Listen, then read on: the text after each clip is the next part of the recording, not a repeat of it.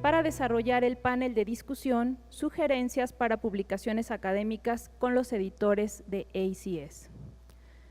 So then I will introduce the panelists. Okay.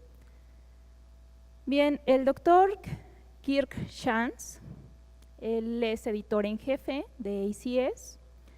Él obtuvo su licenciatura en Química por la Universidad Estatal de Florida en 1979 y su doctorado en Química por la Universidad de Carolina del Norte en Chapel Hill en 1983.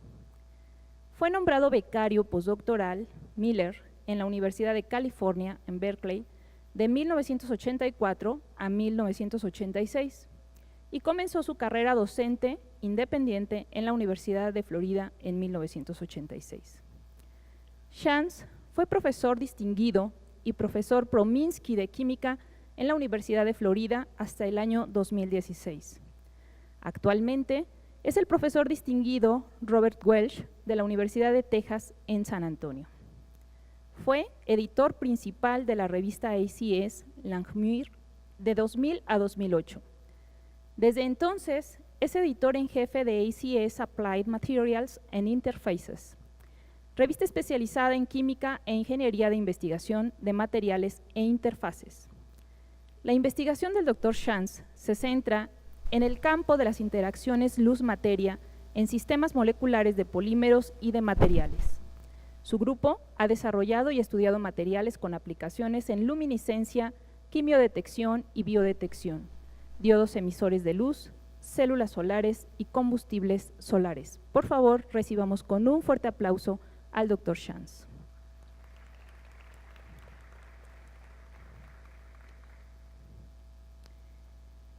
Está también con nosotros el doctor M.G. Finn. Él también es editor en jefe de la editorial ACS. Obtuvo su licenciatura en 1986 por el Instituto de Tecnología de Massachusetts y doctor por la Universidad de Stanford sobre química de metaloporfirinas. Se unió a la facultad de la Universidad de Virginia en 1988, donde su grupo estudió la reactividad de los complejos de carbenos de Fischer, los siluros de fósforo sustituidos por metales y una variedad de procesos catalizados por metales de transición.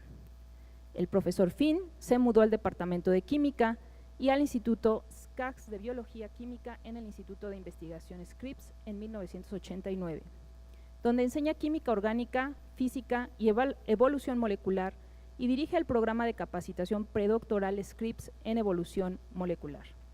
En 2013 se cambió a la Escuela de Química. También un fuerte aplauso, por favor, para el doctor Finn.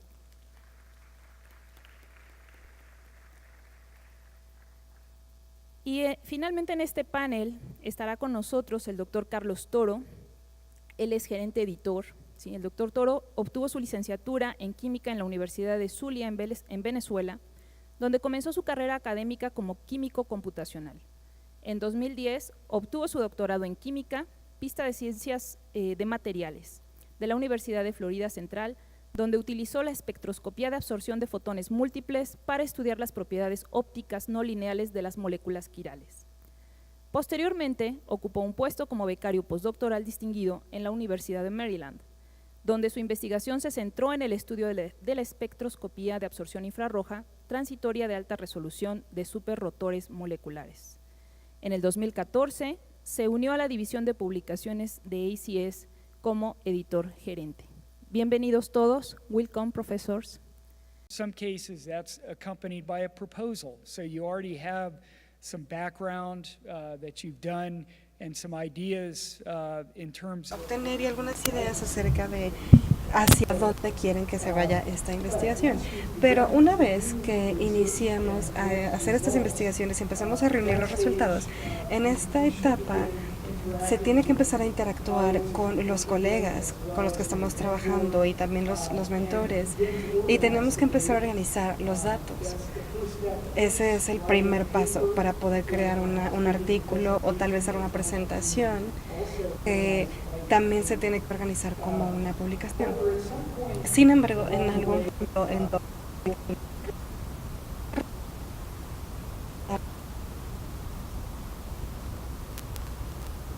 o la teoría, tal vez, si es que están haciendo alguna tarea. Y ahí se siente que uno ya tiene una historia que contar.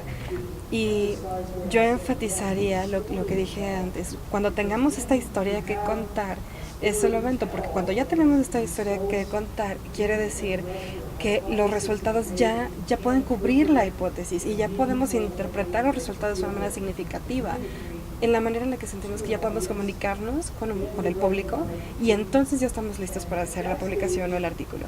Y en esta etapa uno ya está listo para de verdad ya crear este esquema y organizar los resultados. Y voy a darle el micrófono a MG para que nos explique un poco más. Bueno, tengo otras cosas que añadir. En mi grupo, en varios grupos hacemos esto de manera distinta, pero quiero enfatizar algunos puntos para los estudiantes. En general, los artículos no se publican a menos de que ustedes los empujen. Y esto incluye desde el inicio que los estudiantes tienen que dirigir este esfuerzo para publicar el artículo. Esto significa, pues, hay que escribirlo, ¿no? O sea, no nada más hacen los esquemas, sino que empezamos ya a crear el artículo desde el principio, incluso antes de que lleguen los resultados. Porque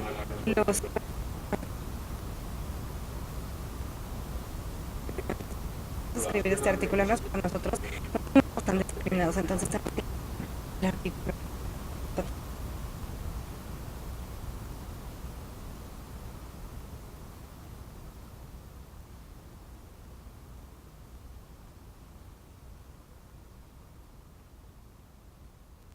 Causa que ustedes encuentren la literatura que tenían que haber encontrado desde el principio. Entonces tenemos que reunir la literatura, no necesariamente crear la introducción final, pero como por de la introducción tenemos que planear en dónde van a ir las cifras, no como ustedes crean que van a ir las cifras, y si no, pues las cambian, ¿no? Pero tienen que empezar a escribir el artículo y después tienen que empezar a llenar cosas, ¿no? O sea, en cuanto sigan el experimento. Pero creo que eso es algo muy importante, tenemos que empezar de manera puntual. Sí, estoy de acuerdo con eso. Creo que la parte de los antecedentes es muy importante para iniciar desde el primer momento, pero en mi experiencia utilizar los resultados a veces son muy diferentes, ¿no? de lo que uno espera. Entonces, muchas veces nos sentamos como grupo una vez que tenemos ya un conjunto de resultados y organizamos los resultados de tal manera que estos nos den una historia acerca del trabajo. Y esto como que sigue avanzando y sigue avanzando con la organización del artículo, desde esa etapa hasta la última. Entonces, como lo dijo el profesor Fien también, el hacer un artículo es un proceso continuo. Esto significa que se crea un borrador, tal vez pueden escribir algunos párrafos en algún punto y hay que trabajar con nuestros colegas para que nos den retroalimentación y tal vez tener algún tipo de modificación, y este proceso es continuo hasta que ya estén listos para presentar en la publicación. Pues sí, justamente como le decían ellos, no es como cuando se reúne esta historia, a lo mejor no tienen que hacerla de una manera cronológica, generalmente las cosas no trabajan así. Sí, muchas gracias, quería mencionar eso, absolutamente. El contar historias no implica un orden cronológico, es como hice esto y luego esto, no. Queremos contar esa historia como de una manera convincente para poder comunicar las lecciones científicas que queremos enseñar, y generalmente lo que hicimos primero ni siquiera va a llegar al artículo. ¿No? Entonces, no estamos haciendo esto de manera cronológica, sino lo que estamos haciendo a través del contenido de las lecciones. Ok, nos vamos a ir al segundo consejo, y eso es elegir el diario de manera muy cuidadosa. Entonces, aquí tenemos la presentación de 2 diarios que están dentro de la familia de ACS.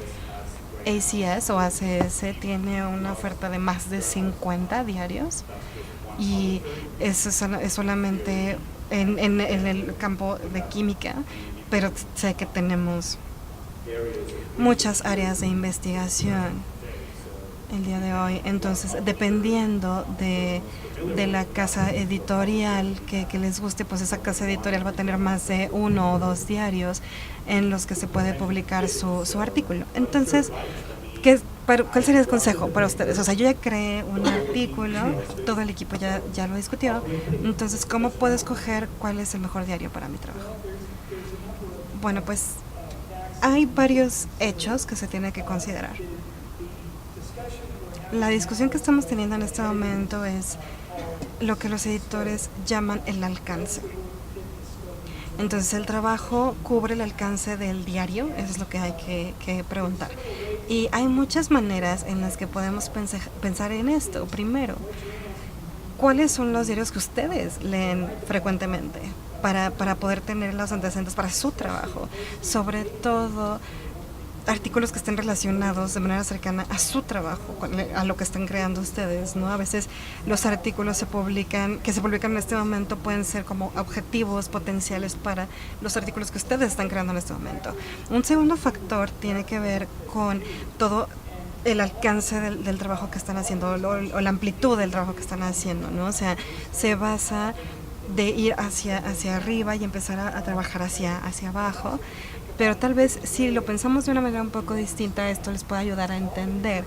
Muchas veces los diarios que tienen un alto impacto, los que están como arriba, digamos, o en la parte superior del campo, son los que tienen un interés más amplio. Eso significa que los artículos que están publicados dentro de estos diarios están como en todo lo largo del campo, ¿no? Por ejemplo, un diario que sea Jax o Agabanda o algún tipo de estos diarios, y los artículos publicados en estos diarios generalmente cubren factores en muchas subdisciplinas, por ejemplo, biología o fisicoquímica o tal vez fisicoquímica y química analítica. Entonces ahí está como esa amplitud de interés que no solamente está en un campo en específico.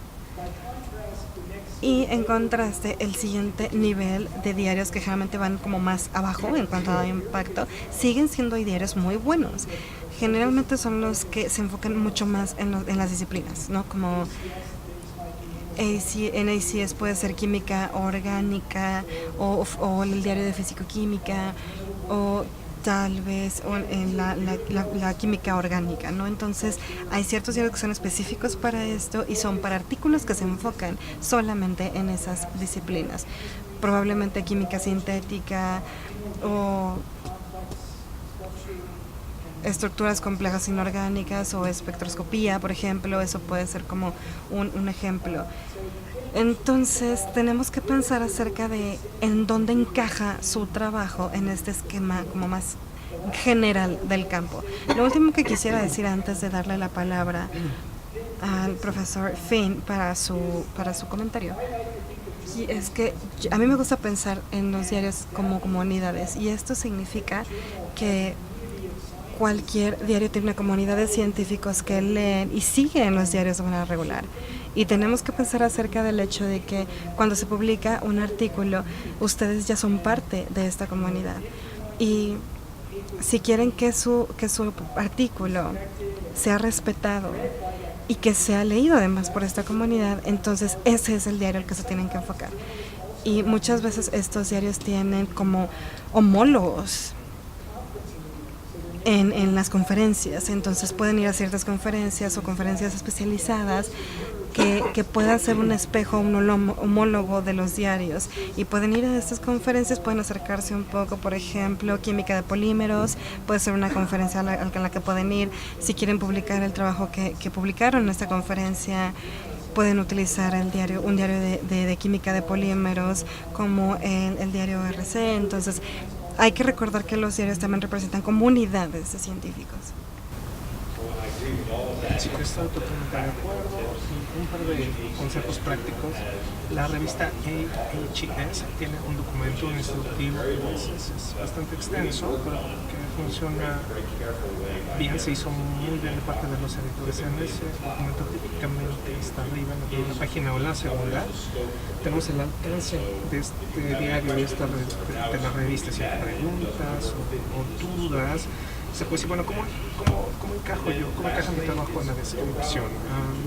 Y nada, también no hay problema que le manden un correo electrónico al editor, un resumen, un abstracto de su trabajo que le puedan preguntar, ¿encaja con su revista? Y ellos a lo mejor dirán no, o tengo una sugerencia.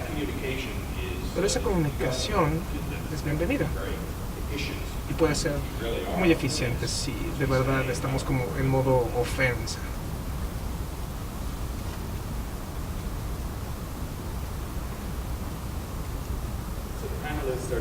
Los panelistas me están diciendo que quisieran recibir ahora, pues están preparados para que ustedes hagan sus preguntas mientras se hacen las presentaciones, y no sé si tenemos por ahí un micrófono adicional que podamos utilizar. ¿Solo estos dos?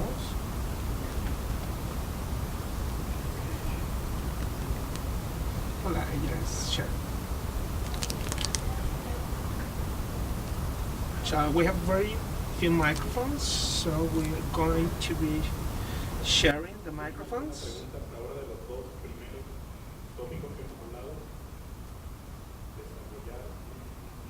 Do you have any question as to developing the article and picking up the journal?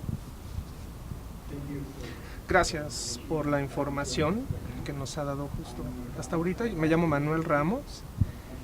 Yo tengo doble nacionalidad, soy estadounidense y mexicano. Trabajo en una institución en Ciudad Juárez, cerca del Paso, Texas, y vivo en El Paso. Tengo una pregunta.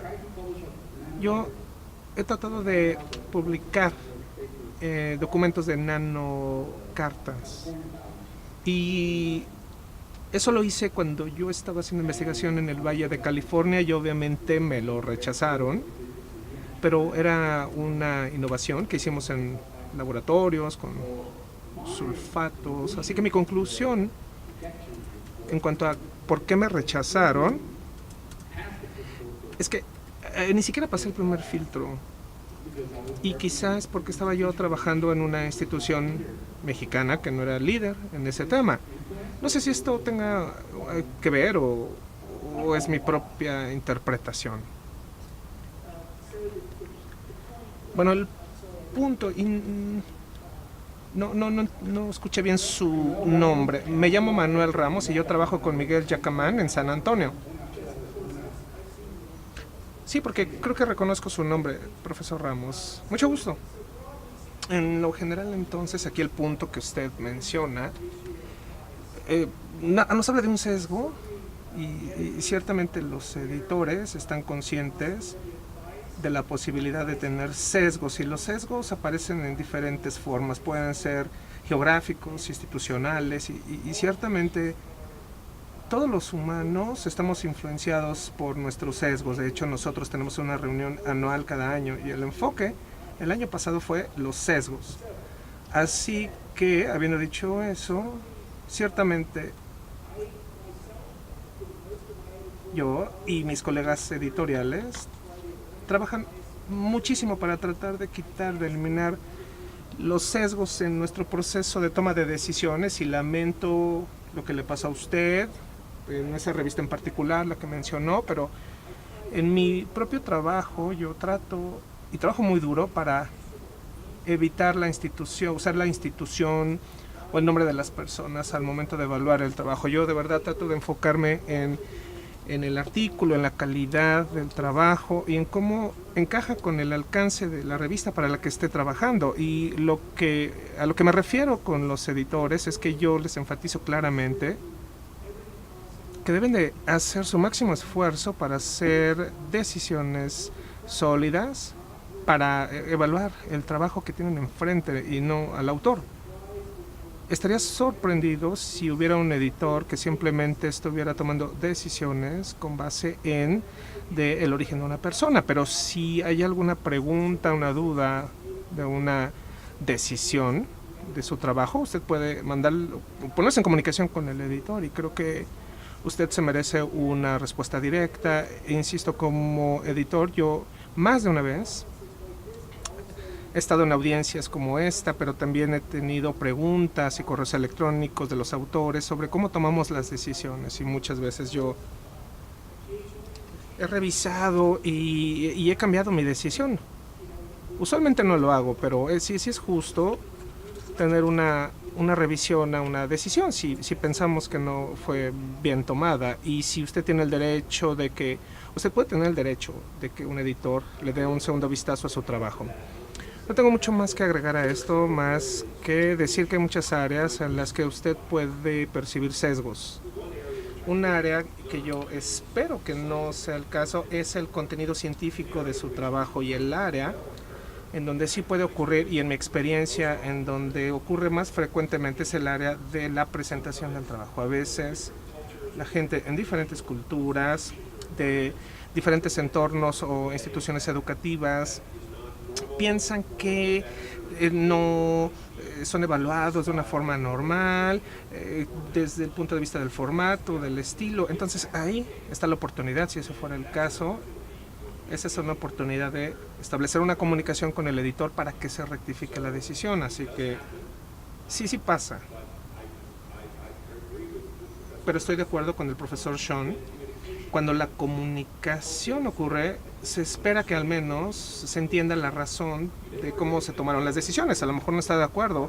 Yo casi nunca estoy de acuerdo con ninguna de las decisiones de los trabajos que se rechazan, pero yo al menos intento entender la lógica del editor, y luego eso va a determinar lo que yo haré a continuación, si voy a reescribir mi documento, si voy a apelar la decisión, y durante la presentación creo que no es justo que las principales revistas publiquen en inglés en el mundo. Lo entiendo, o sea, sí, está claro, pero bueno, esa es una realidad. Así que cuando un editor o alguien más haga la presentación, cuando haga falta pulir el estilo en inglés, bueno, hay que entender la situación porque no son ustedes nativos del inglés a lo mejor, y para los que leen cuestiones científicas, claro, se tiene que escribir de una forma que sea entendible. A veces no es justo, a veces hay que reescribir el artículo de acuerdo a la costumbre del país o de la revista en particular, del diario, y espero que la ciencia sea la ganadora. Eso es lo que todos queremos a final de cuentas. Hay una cosa que quiero también mencionar, se me ocurrió mientras escuchaba al señor Finn, al profesor Finn, y es que como editor me he dado cuenta que a veces yo no utilizaría el término a menudo, pero los revisores tienen sus sesgos en la revisión, y es el trabajo del editor de la revista identificar esas situaciones, y ya sea a veces sobreven la revisión o a veces se retractan. Si hay una revisión en este sentido y si pasa a través de una oficina editorial, yo ciertamente lo transmitiría al editor y lo haría resaltar. Por cuestiones de tiempo, vámonos al siguiente consejo. Quizá una vez que hayamos platicado de cada consejo, haremos una pausa para preguntas y respuestas de parte de ustedes. Doctor Finn, el consejo número 3 es leer y seguir los lineamientos. Quizás es apropiado para la revista A, hay algo, pero que no sea apropiado para la revista A. O sea, lo de la A no puede ser importante para la B. Por supuesto hay que exhortar a los autores para que lean los lineamientos, es obvio, vamos a seguir. Consejo número 4, cuenten una historia, que tengamos un tema, una línea clave. Hay que tener una conclusión muy robusta, que se platique un poquito de cómo estructurar una historia. ¿Algún comentario en este sentido? Sí, ciertamente. Veo una fracción de artículos que esencialmente solamente están reportando resultados, y lo que quiero decir es que el trabajo que se ha hecho puede ser de muy buena calidad, pero el artículo más bien es como un reporte de laboratorio en donde tenemos un montón de datos. Si es un estudio de materiales, puede ser las condiciones de la síntesis, el método, la caracterización, las técnicas como electroscopía, algo así por el estilo. Y luego una pequeña conclusión y ya ese es el fin del artículo. Pero eso no cuenta una historia, en realidad básicamente es reportar el trabajo que se ha hecho, y esto se refiere en estas viñetas. Hay que evitar solamente lanzar datos. Otra tendencia que se ve en algunos artículos es que son muy extensos y tienen demasiados números, tablas, datos primarios sin mucho análisis. Deben pensar bien en qué datos van a meter a un artículo, pero no necesitan tampoco esconder los datos, sino que pueden ponerlo como información de respaldo para que esté ahí disponible para ser revisada si se necesita, pero a menudo todos los datos primarios no se tienen que poner, no se necesitan ponerlos en el principal artículo. Esa es otra estrategia que quizá les convenga para que sea más fácil de leer su artículo y más refinado para que los lectores se sientan más cómodos al leerlo. Quiero enfatizar aquí el tercer punto. Contenido e información secundaria. Bueno, yo como científico practicante, a mí me gusta ser referenciado al documento principal en lugar de solamente citas, pero hay que tener buen juicio, hay que escoger bien los artículos que se citen. No podemos citar 100 artículos, sino hay que ir a la literatura original. Esa es una buena práctica científica. El punto 4, y esa es mi herramienta principal para los estudiantes y los de las facultades que están aquí, ustedes, yo se los recomiendo, creo que ya lo hacen, una herramienta de enseñanza para esos estudiantes es que les pregunten por qué están haciendo esto. Les pregunto una y otra vez, explíquenme en este artículo por qué este estudio es importante, cómo encaja. No hay que resolver todos los problemas o ningún problema. Tenemos que atender preguntas o hacer preguntas que la comunidad encontrará interesante. Expliquen eso, es súper difícil. Los estudiantes necesitan practicarlo, así que yo los exhorto a que se reenfoquen constantemente. El quinto punto es compartir detalles experimentales. Rehacer los experimentos, por favor. Podemos tomar mucha información, mucho material y ponerlo como información de respaldo para que el registro esté completo. Nosotros tratamos de hacerlo siempre con mi equipo y ayuda a construir nuestra buena reputación porque la gente lee nuestros artículos y muy a menudo la gente me dice, ay, gracias por haber puesto tantos detalles como información de respaldo porque nos ha ayudado a resolver ciertos problemas. Yo los exhorto a que hagan eso también. Gracias. ¿Alguna pregunta de parte de ustedes sobre estos puntos?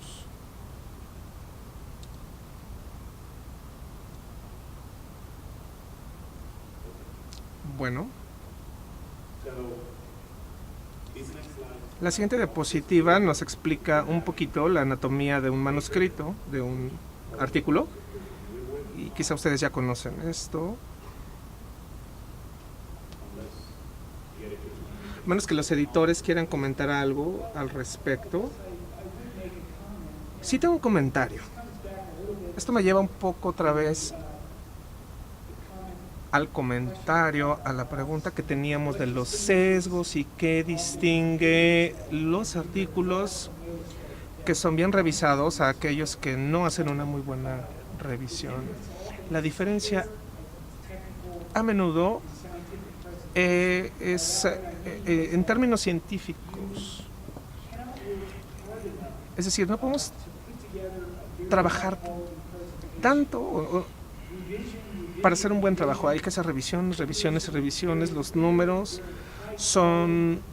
deben ser muy claros, de muy alta calidad, de muy impacto. Los títulos muy sucintos y claros. El resumen del abstracto tiene que escribirse muy cuidadosamente a un muy alto nivel para que alguien lo pueda leer rápido, para entender la hipótesis y los hallazgos importantes del trabajo.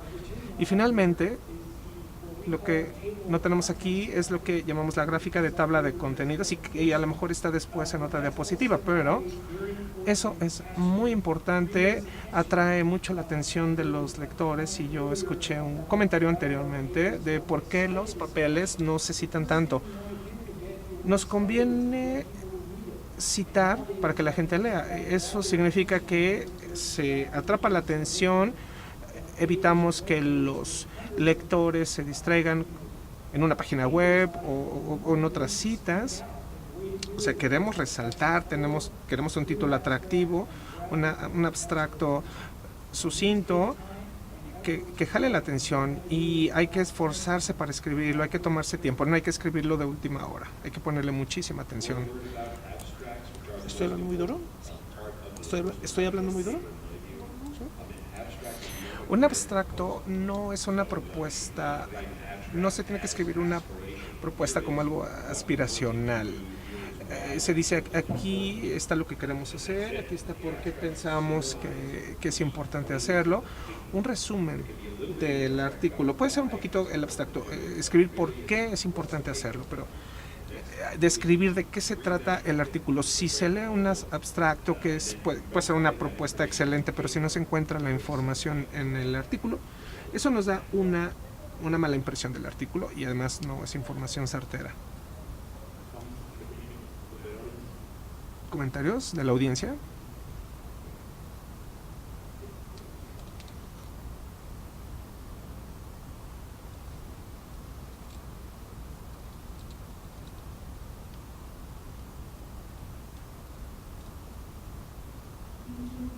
Gracias.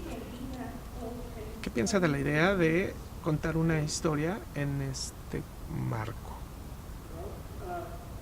Bueno, la historia comienza con una presentación y con el antecedente del trabajo y de la hipótesis que intentamos atender en el trabajo que se va a presentar.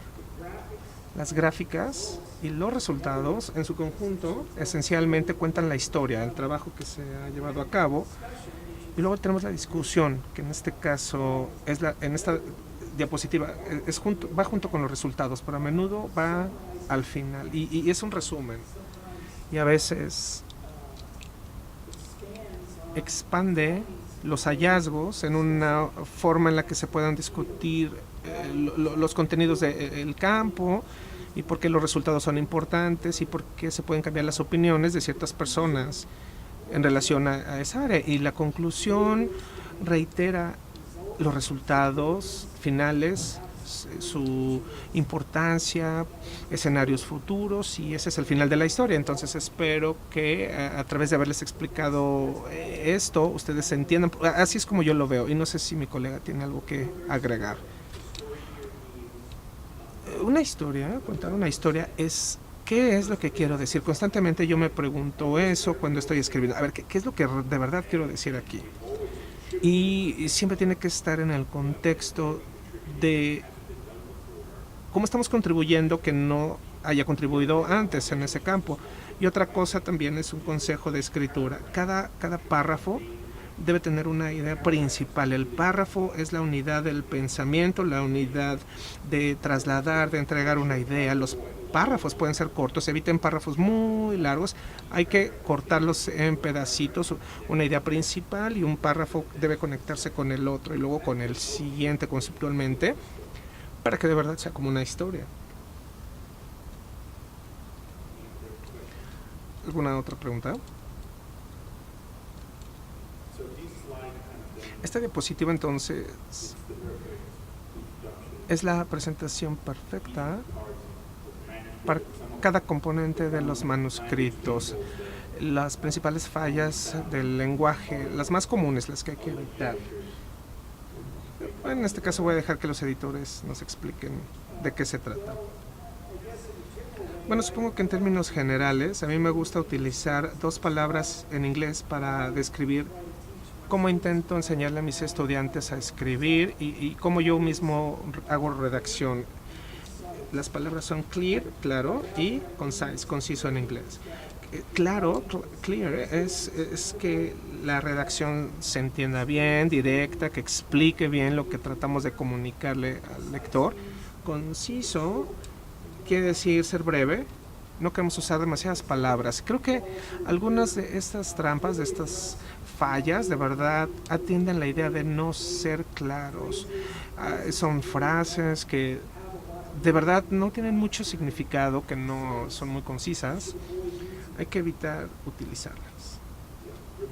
Acuérdense que la redacción científica es diferente de cualquier otra forma de comunicación que utilizan los seres humanos. Solamente los científicos necesitan escribir la verdad en cada una de sus oraciones. Solamente los científicos están obligados a justificar esa verdad en cada frase y de dónde provienen, ya sea que se presenten en el artículo o que se citen de literatura previa. Y eso es asombroso y también es asombrosamente complicado. Acuérdense de esto. y ya lo demás vendrá por sí solo. Les recomiendo un libro muy famoso en inglés para redactar en inglés. Se llama Strong and White. Strong and White, los elementos del estilo. Ese es el nombre del libro. Tiene como 30 o 40 años, pero es un libro muy fácil de leer que nos da consejos excelentes para redactar en inglés. ACS tiene una guía también muy buena de redacción, que también está en línea. Antes estaba pues solamente el libro físico, pero ahora ya está en línea, es digital. Y estas guías de estilo tienen preguntas específicas, pero acuérdense, siempre se tiene que escribir la verdad. Aquí no estamos en el terreno de la política. Uno de los elementos más importantes de un artículo es tener gráficas que nos contarán también la historia, o que pueden contar una historia por sí solas. Tips, ¿qué estamos buscando? ¿Cuáles son las características de una buena gráfica en un artículo? Bueno, hay muchos elementos. Al inicio, debo decirles que en el sitio web de la ACS, algunos de los editores de la ACS han desarrollado muchos puntos, muchas guías para hacer gráficas, etcétera, y quizá nosotros podemos mandarles las ligas para esas páginas web para que visiten esas páginas. Son abiertas. En relación a las gráficas, lo más importante es que haya claridad, que se lean bien los artículos, porque acuérdense que muchas veces se encogen las gráficas cuando se llevan a las editoriales. Ahora, aunque en una web se vea bien, ya cuando está en una impresión se ven diferentes. Acuérdense de ajustar, incluso algunas líneas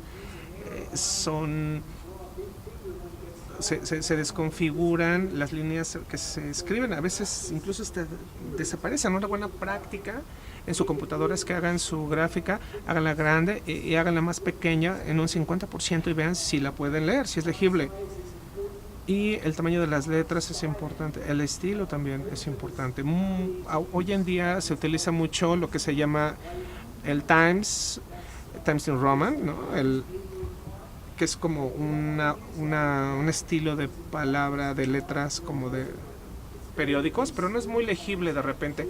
Mejor hay que usar como Colibrí o Arial o Helvética cuando se estén redactando los textos como parte de una gráfica. Si tienen acceso a un software que los ayude a hacer gráficas como el software Origin, iCore, hay una gama muy amplia de softwares. Yo les recomiendo que utilicen esos en lugar de utilizar algo como Excel, porque Excel sí les puede ayudar a producir gráficas profesionales, pero no, esa no es su función.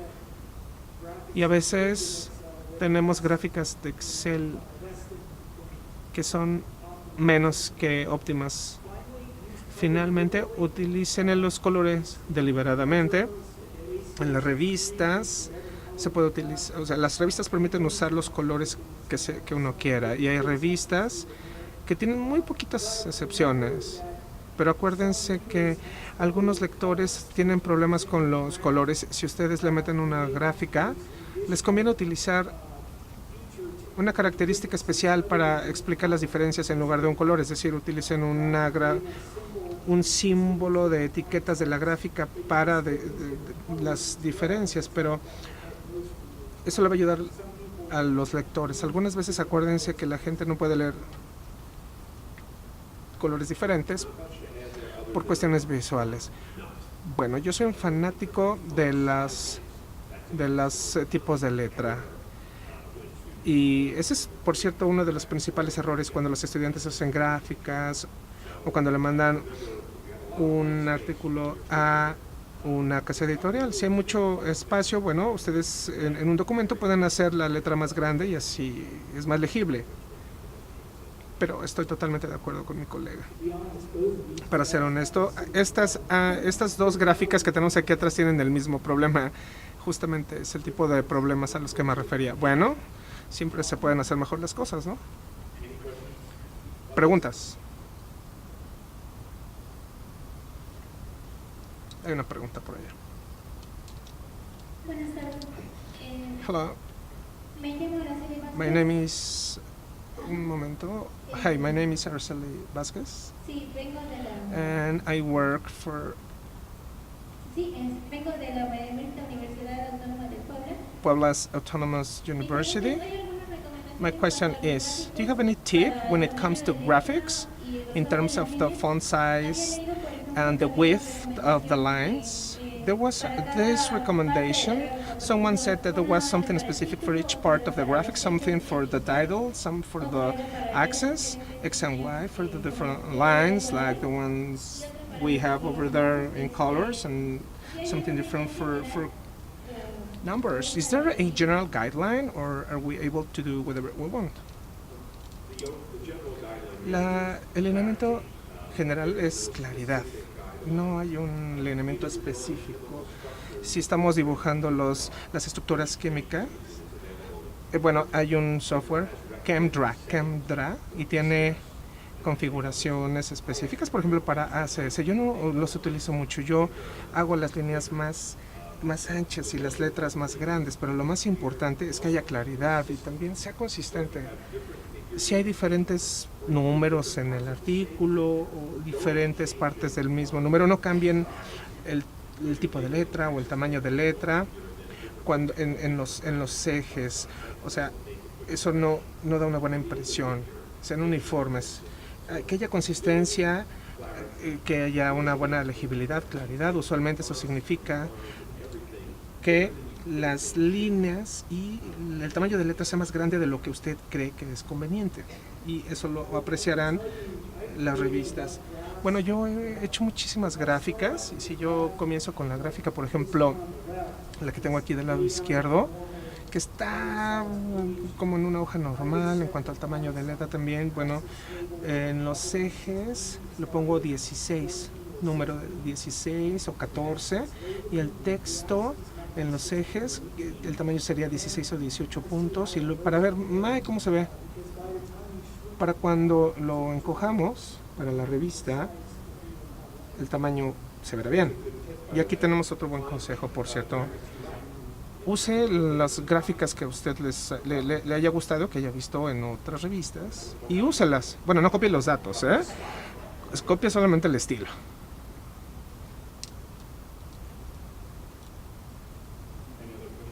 ¿Alguna otra pregunta? Vamos a continuar.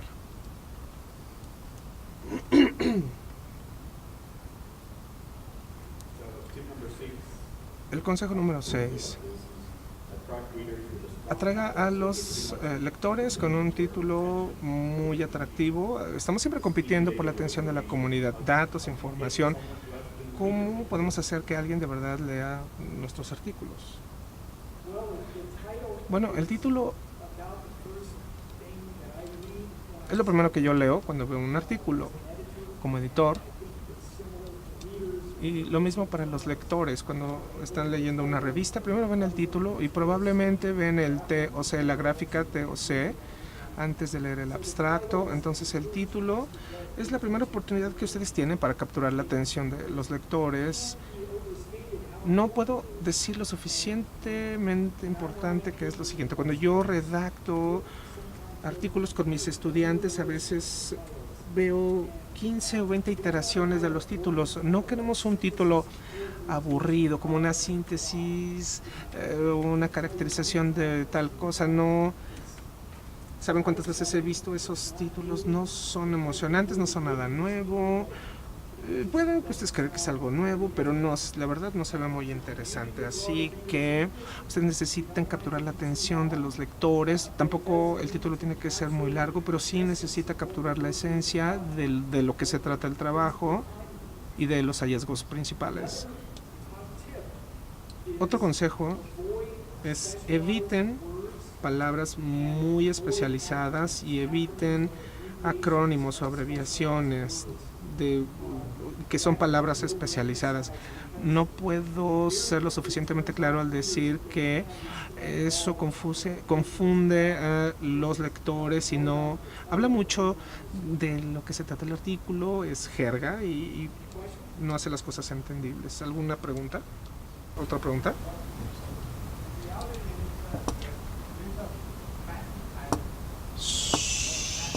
Sorry, you need a microphone for translation.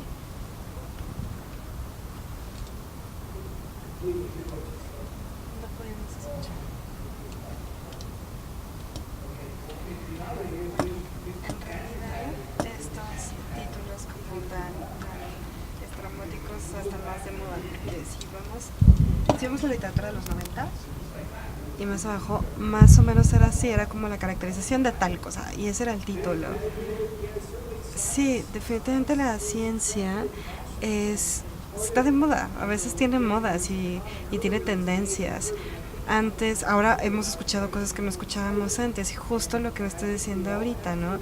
Y creo que todos tenemos que admitir que en la actualidad los científicos tienen que marcar el trabajo que están haciendo, tienen que hacerlo atractivo e interesante para la comunidad. Y todos sabemos esto. Creo que esto está sucediendo, y esto no significa que el trabajo no va a ser verdadero o de alta calidad, pero sí hay ciertas estrategias y ciertas habilidades de redacción de títulos atractivos y de extractos atractivos.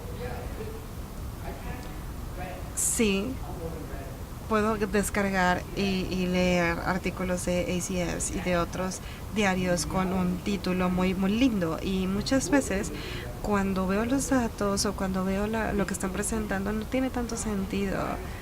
No, o sea, por ejemplo, el dispositivo de acoplamiento, chalala, y luego ya voy a los datos y a las conclusiones y dices, bueno, puede ser posible, estamos trabajando en eso. Entonces, ¿cómo? ¿No? Y esa es mi experiencia como investigador en una institución mexicana, como lo dije, trabajando y haciendo todo esto. De hecho, me gradué de Florida State también, en ingeniería mecánica. Te perdonamos. Tengo que decir, pues sí estoy de acuerdo. Cuando el título no coincide con el contenido del artículo, esa es una falla editorial, ¿no? Es una falla del editor atrapar esto, o que los revisores atrapen esto. Y también puede ser falta de honestidad, o puede ser tal vez maquillar la verdad de parte del autor, y el revisor tiene también que cachar todo esto, ¿no? Entonces hay autores que hacen esto de manera rutinaria, y hay una reputación obviamente que se van a hacer esos autores y no va a ser buena. Entonces a veces es un asunto de autocomplacencia, ¿no? Como editores tratamos de atrapar estas cosas, no siempre las vemos, pero en cuanto a títulos, mi último comentario es: ¿cuál es la esencia del artículo? Eso es lo que se tiene que capturar en el título. ¿Cuál es la clave? La lección clave o el tema clave. Y ahí es donde tiene que estar el título. Los detalles no importan tanto en el título, sino que es más bien la esencia. Tenemos que pensar esto. Vamos a hacer 20 o 30 modificaciones antes de que sea correcto. Incluso si se corta una sola palabra, es impresionante lo mucho que puede mejorar si lo hacemos más corto, incluso por 1 o 2 palabras. Solo quiero regresar a una cosa. Ahorita llegamos a su pregunta, pero sí, estoy de acuerdo contigo, y creo que es muy importante que comuniquemos esto a nuestros estudiantes y a nuestros colegas, que tenemos que desalentar este tipo de publicaciones. O sea, sí entiendo, cuando hablo de un título atractivo, no estoy promoviendo artículos que no digan la verdad, o que tengan algunos cuestionamientos y que en realidad no tengan una calidad buena. La pregunta ahí atrás, por favor. Muchas gracias. Arturo Estrada, de la Universidad de Guadalajara. Normalmente se nos alienta a evitar acrónimos en el título, pero hay algunos acrónimos, por ejemplo, en el ejemplo que tienen ahí, ADN. En el caso de ACS, ¿hay alguna lista de acrónimos que son conocidos en toda la comunidad científica? Pues ese es un muy buen punto, y tengo que calificar lo que estoy diciendo los acrónimos. O sea, yo lo que digo es que si el acrónimo está en el léxico normal, es que esto significa que la mayoría de las personas, por lo menos con algún tipo de estudios técnicos, pueden entenderlo. Por ejemplo, ADN. ADN es un muy buen ejemplo de este tipo de acrónimos, ¿no? Creo que cualquier persona puede saber lo que tú quieres decir con ADN, ¿no? Pero un ejemplo que quisiera utilizar es SRS, que es la espectroscopía de mejora de superficie, de Raman. Y creo que la mitad de los químicos sí saben qué es y la otra mitad no sabe. Entonces esto es como esa línea delgada, ¿no? Y también, por ejemplo, SIRS, SERS, que creo que es el Raman infrarrojo, ¿no? Y creo que eso cruza esa línea, ¿no? Entonces, tenemos que saber qué es lo que va a estar bien y qué es lo que no va a estar bien. Y regresando a tu pregunta acerca de tener una base de datos en ACS, probablemente no la tenemos en cuanto a estos acrónimos, pero tal vez sería una muy buena idea. He visto muchos artículos en los que los autores dan una definición, una lista de definiciones, y esto es muy común.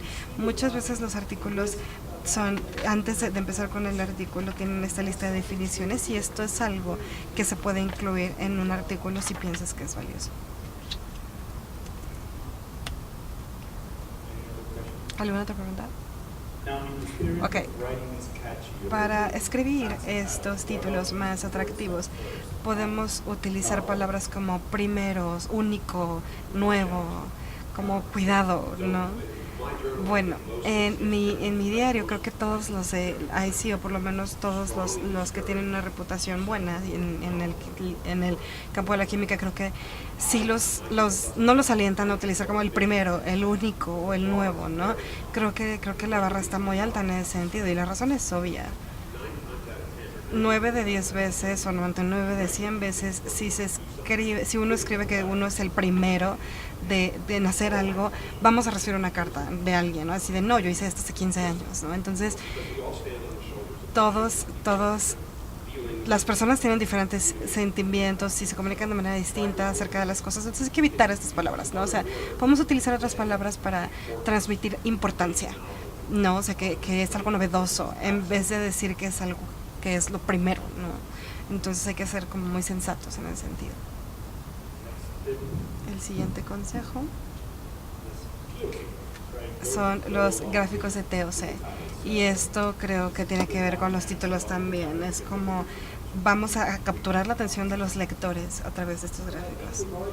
Pues creo que ya hablamos acerca de esto un poco, pero un comentario más sería asegurarnos de que el TOC sea legible, que sea digerible, porque estas cosas se disminuye su tamaño muchísimo. O sea, a veces de repente tenemos una página de gráficos y quieren utilizar un solo gráfico de TOC, y cuando lo encogen, pues es muy mínimo, no se puede leer. Y no podemos distorsionar el trabajo, pero aquí es donde podemos utilizar algún tipo de estilo, de creatividad, para poder atraer la atención de los lectores y hacer un gráfico creativo. Algunos estudiantes son muy buenos en esto, algunos otros, como yo, no somos como tan artísticos, pero creo que tenemos que llegar a tener algún tipo de trucos para hacer que esto sea más atractivo. Un gráfico de tabla de contenidos o de índice no debe ser un gráfico del artículo, no debe ser la reproducción de una figura que está en el artículo o una sección de la figura del artículo. O sea, tiene que ser algo diferente. Y una nota personal. A mí me gustan los gráficos que no tienen palabras o que no tienen datos. Que sea una imagen, presentación que atrape mi atención y que yo quiera saber de qué se trata. O sea, no quiero que los gráficos del índice, a mí me gustaría que la gente dijera, son interesantes, no sé muy bien de qué se trata, entonces quiero leer el artículo, ¿no? Pero el gráfico mismo no tiene que decir toda la historia, sino que tiene que atrapar la atención. Como esa botella de vino ahí, por ejemplo. ¿Alguna pregunta rápida acerca de este consejo?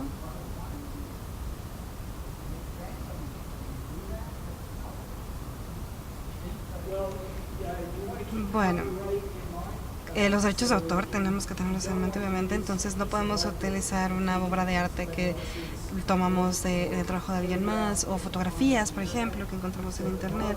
Entonces, si la botella de vino tiene una etiqueta, entonces quiere decir que viene de algún proveedor, que a lo mejor eso no lo podemos utilizar, pero esta botella es genérica y eso está bien, creo.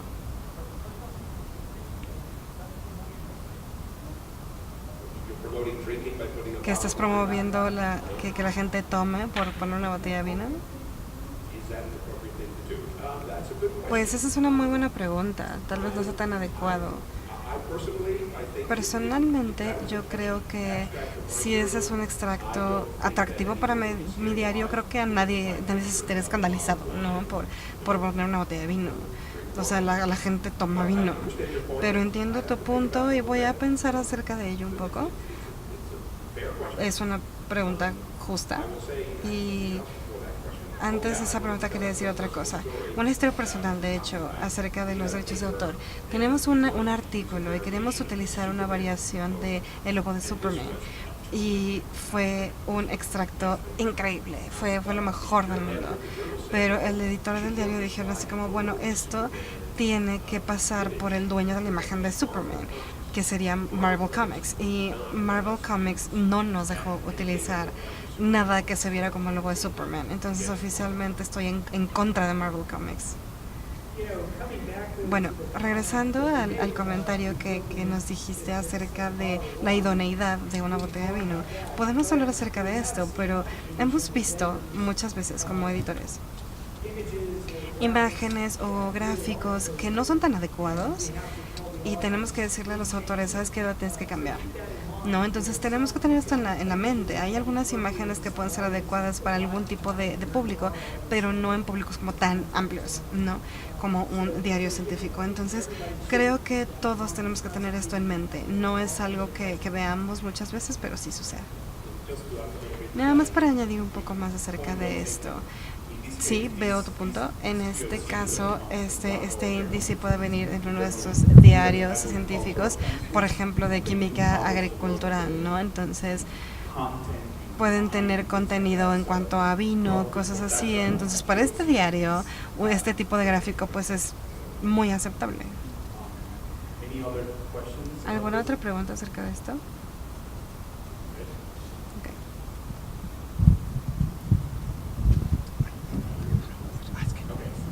Es que yo no veo la pantalla. El consejo 8 es modificar, editar y volver a trabajar. Creo que no tenemos que pasar mucho tiempo en eso.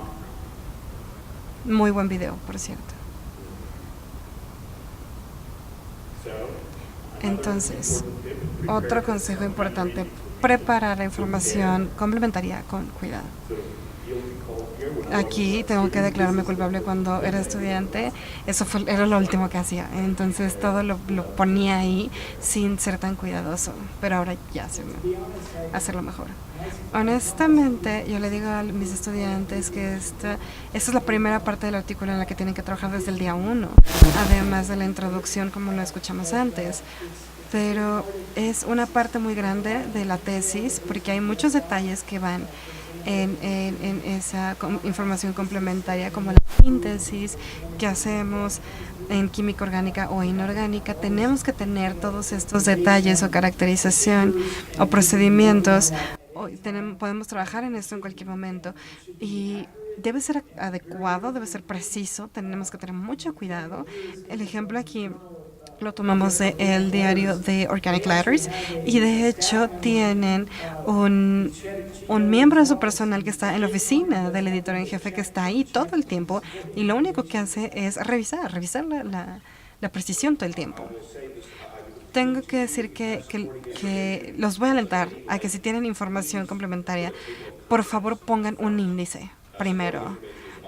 porque de repente son archivos en PDF, a veces podemos buscar en ellos, a veces no, entonces un índice es súper útil y eso lo podemos hacer con muchos detalles para que el lector pueda encontrar las cosas. Y también hay que recordar que sí se aceptan otros tipos de formato como información complementaria. Por ejemplo, los diarios que están relacionados, de repente podemos irnos a otros archivos o archivos Excel, por ejemplo, que tienen muchos datos.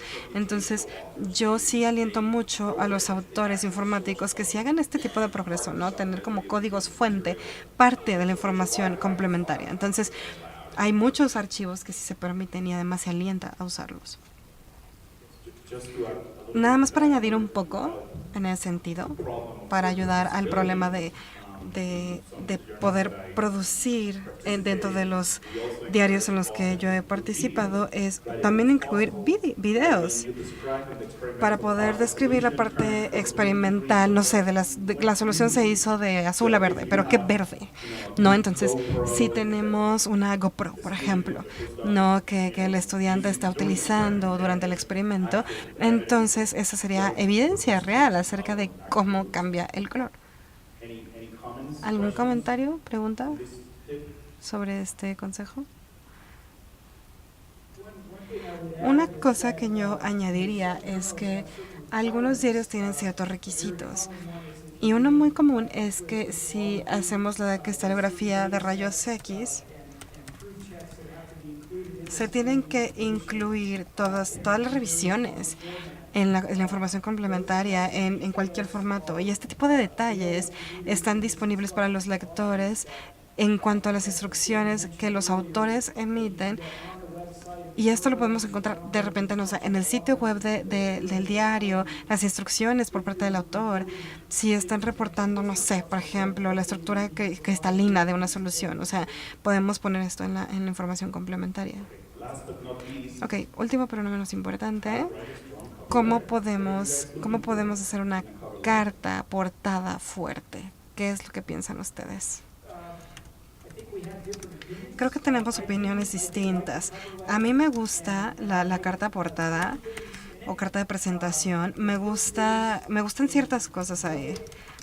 Primero, son 2 o 3 frases que describen de qué se trata ese artículo muy brevemente.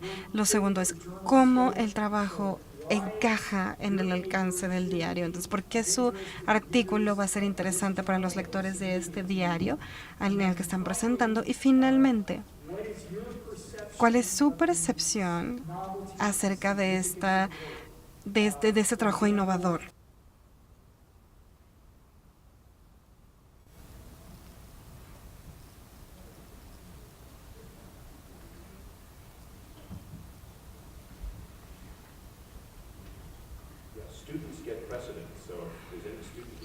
¿Algún estudiante, si tiene alguna pregunta, ellos van a la línea de frente, siempre van a tener la preferencia los estudiantes? Buenas tardes, soy el doctor Siva Kumar. Mi pregunta es que a veces puedo ver que los revisores no son expertos. ¿Tienen comentarios acerca de las personas que revisan los manuscritos? En este caso, ¿cómo podemos lidiar con estos comentarios de los revisores? Hay algunas presentaciones que yo he hecho en cuanto a interfaces. A veces los comentarios de revisión hacen que se rechace mi artículo y a veces veo que los revisores no son expertos en estos campos y los comentarios no son buenos para el manuscrito. Entonces, ¿qué se hace ahí? Pues bueno, de nuevo, es el trabajo de los editores evaluar el artículo ellos mismos. Estábamos en otra sesión esta mañana y el profesor Finn lo dijo claramente. Los revisores hacen ciertas recomendaciones, pero al final el editor es el que decide si un artículo se tiene que publicar o no. Y a lo que me refiero es que muchas veces, y te puedo dar ejemplos en mi propia toma de decisiones, cuando yo permito que un documento sea revisado y sea publicado además, van a pasar 1, 2, 3 tal vez comentarios negativos, ¿no? Pero en contraste, muchas veces también voy a a rechazar la publicación cuando las revisiones no son sustanciales o no están bien sustentadas, porque voy a evaluar yo mismo ese documento o ese artículo. Lo que sí tengo que decir es que, sobre todo en este tipo de casos, siempre le doy al autor una explicación de por qué estoy tomando esa decisión. Y trato de enfatizar a los 3 editores con los que estoy trabajando ahorita. Les digo que no puedo controlarlos a todos, porque son 30 ya, entonces no puedo controlarlos a todos. Entonces, yo sí espero que lean a los autores con el mismo respeto con el que yo los leo, y que si toman una decisión que no esté sustentada por los revisores, entonces tienen que explicárselo al autor, como por qué están tomando esa decisión. Entonces, te lo digo a ti como autor, si no estás de acuerdo con la decisión de un editor, esto se basa en una revisión con la que tú no estás de acuerdo, tienes que ir con el editor y tienes que copiarme a mí en ese mensaje, y vamos a darte una segunda opinión. Y esa es nuestra política en cualquier diario con una buena reputación. Seguramente habrá excepciones, ¿no? Pero eso es lo que hacemos nosotros. Y cuando tú me digas algo así, de verdad me encantaría revisar casos como este, si un autor me lo hace saber. Tengo que añadir, si sientes que la revisión lo está haciendo alguien que no sea un experto en el campo, entonces tenemos que decir como más que solamente tal revisor no es experto y está mal. Tenemos que enseñarle al editor de manera respetuosa por qué tú crees que la perspectiva del revisor está mal informada. No, o sea, es como, yo digo que este revisor es experto en tal y tal y tal, ¿no? Y dar referencias. Entonces, como dar esta lección también, y hay que hacerlo de manera respetuosa. Y si lo hacemos de manera respetuosa y es un argumento razonable, pues creo que la mayoría de las veces, pues vas a resolver tu caso, ¿no? Y vas a obtener lo que necesitas. Ok, ya se nos acabó el tiempo, perdón. Chance, Finn, Carlos, muchísimas gracias por esta excelente charla, estos excelentes consejos y reflexiones. Una pregunta más. ¿Han identificado errores frecuentes en algunos documentos, en algunos artículos escritos por investigadores latinos? Específicamente por investigadores latinos, ¿algún patrón o algo por el estilo? Pues a mí no me gustaría como hablar de una comunidad de esa manera. O sea, sí me gustaría decir que como científico, como editor, entiendo las diferentes distribuciones geográficas tienen que ver con diferentes estilos, y sí acepto eso.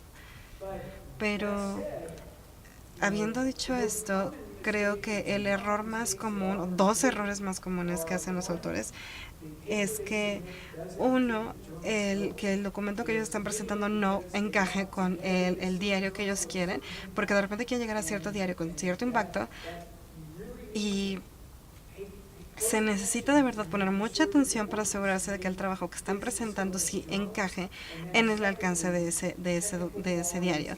Y también la calidad técnica, eso es clave, y tengo que enfatizarlo mucho. Un manuscrito bien preparado, que tiene gráficos claros, que está bien hecho, siempre va a hacer que los editores y los revisores se sientan interesados. Y estas son las 2 primeras impresiones.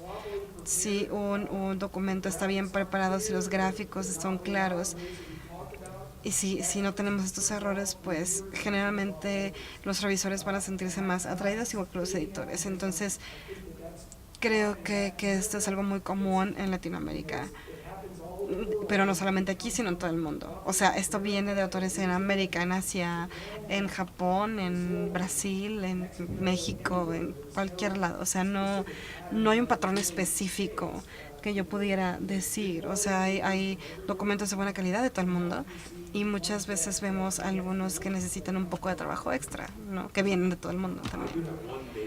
Sí tengo algo que decir en cuanto a documentos de Latinoamérica. No tengo lo suficientes, creo. Tienen que presentar más para los diarios. Excelente, muchas gracias.